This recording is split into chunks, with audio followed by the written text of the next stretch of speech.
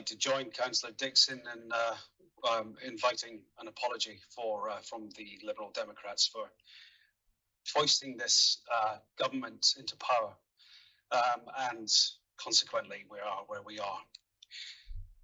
A hungry child cannot learn. That won't come as a revelation to anyone in this room. Nor, I think, would anyone here disagree that preventing our poorest and most vulnerable from going hungry ought to be our top priority. Because if we can't do that, we can't do anything else. Yet hungry children and adults has become a price deemed worth paying for the destructive and embarrassing chaos, cruelty and incompetence of their ruling Conservative party that ought to have been shown the door a long time ago. Should never have been opened in the first place. Lambeth Green Party is prepared to support the Labour motion declaring Lambeth a right to food borough, but not uncritically. The motion, we know, contains little of substance and far fewer commitments to act than to speak. A letter to the Secretary of State of a government that has only worsened inequality is going to put it straight in the shredder. Lobbying for universal free school meals is a far cry from implementing the policy yourselves. That would cost money, but Labour-run councils like Islington Council, Southwark and Newham have shown that this is something that can be done. There can be no more worthwhile investment.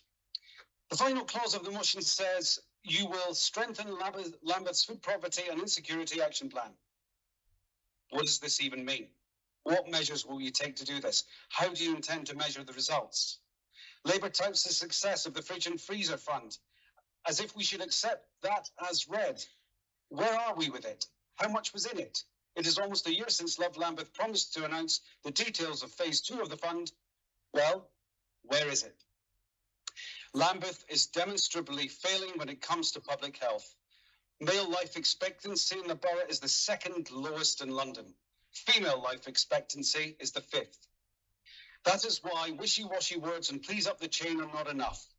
Yes, there are limits on what you can do, but that does not mean you cannot do more than you have. Follow the lead of the Green Party, which has for years led the way on policies to reduce poverty. Not only would we restore the £20 universal credit uplift, we'd double it. Bring in a universal basic income and raise, thank you, and raise the minimum wage to £15 an hour. Unlike Labour, we have repeatedly backed the unions as they resist the downward pressures and exploitations of profit-seeking corporate bosses.